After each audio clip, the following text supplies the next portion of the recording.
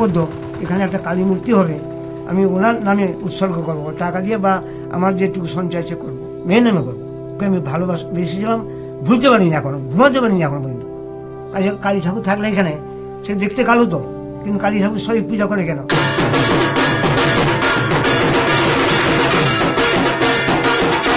বেশিরভাগ উপরেই থাকতো, দোতলাতে।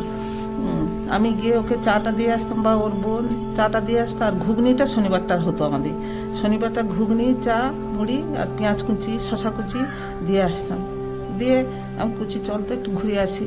না বাবা, এই যে রাস্তার লোকজন আছে, তো আমাকে দেখতে পাবে, আমি যাব না।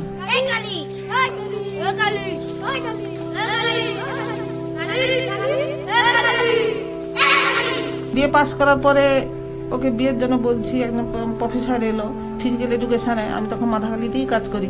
তখন আমাকেই এসে দিদিমণি, একজন ফিজিক্যাল এডুকেশন প্রফেসর কলকাতাতেই, আপনার মেয়েকে দিবেন, মেয়ে তো চাকরি করছে। তখন ও মারিস্তাতে কাজ করতো। আমি সে কথা বলছে, ও ভিতর থেকে, ও এসে গেছে তখন, ও ভিতর থেকে বলছে, মা না বলো। জিনিসপত্র কিন্তু বেশিরভাগই প্রসাধনী জিনিস কিনছে, ফেসিয়াল করতো। ও যেত, ওর বোনকে নিয়ে যেত। আলমারি ভর্তি কাপড় করে রেখেছে, কোনটা 3,000 টাকা, 4,000 টাকা। মেয়েদের জন্য বানানো। ও এই রুমটা থাকতো, এই সেই মেয়ে, তার জিনিস একটু কোথাও কাউকে দেয়নি, আমি সব গুছিয়ে রেখেছি। শাড়ি গয়না সব আলমারির মধ্যে আছে। এই সব জিনিস সে সাজাতো, এই সব।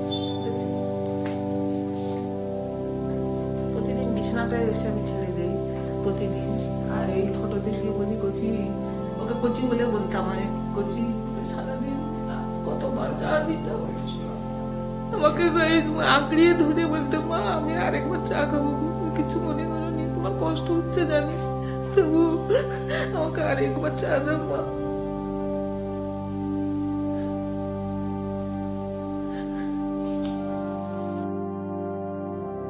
মাকে ওষুধ আনতে পাঠিয়েছে, আমি ছোট মেয়ের কার্ড ছাপাবার জন্য তমলুক যাওয়ার জন্য প্রস্তুতি নিচ্ছি।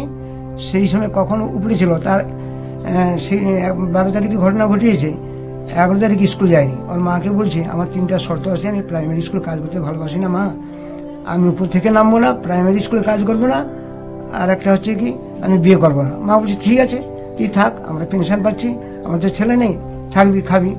কখনো গায়ে কেরোসিন তেল ঢেলেছে, আমরা তখন জানতে পারিনি। ওর মা বাজারে গেছে, ওর ছোট বোনটা নিচে ছিল, আমি তখন প্যান্ট পুচ্ছি, আমরা বাইরে কালগুলো ছাপাবার জন্য। নিচে গ্যাস জ্বেলে একটা কাগজ গায়ে টুকরে দিয়ে, হ্যাঁ, আমি জামায় আগুন ধরে দিয়ে এই ঘর ও ঘর করছি। আমি তখন ওখানে প্যান্ট পরে, তখন আমি ভেবা চাকা খেয়ে গেছি, এরকম দৃশ্য দেখিনি। সঙ্গে সঙ্গে ছোট বোনটা কাপড় চাপা দিয়ে দিল এবং সঙ্গে সঙ্গে লেপ ঢাকা দিয়ে দিল। আমি নিকটবর্তী হসপিটালে নিয়ে গেছিলাম, রাসাল হসপিটালে, তার তমলুক হাসপাতালে। সেখান থেকে আমরা কলকাতায় একটা নার্সিংহোমে ভর্তি করলাম।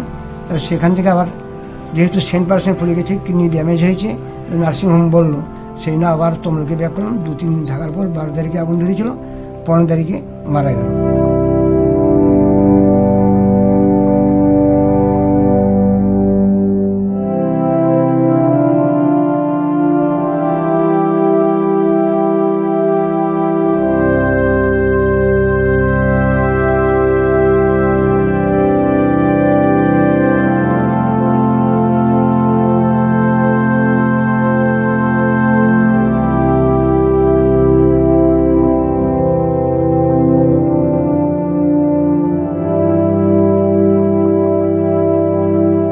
সবসময় বলতো, মা আমি এইরকম, আমি কি কাল, মানে আমি কি দেখতে খুবই খারাপ? আমি বলি, না তুই দেখতে ভালো।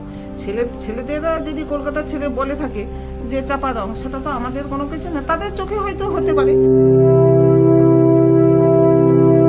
আমি কখনো মেয়েটাকে কালো বলে কখনো বলতে পারি না, আমি নিজে কালো, আমরা সবাই যদি কালো হই। কখনো বাবা তার মেয়েকে ভুল পথে পরিচালিত করে, সে তো আমার কোনো অন্যায় করেনি।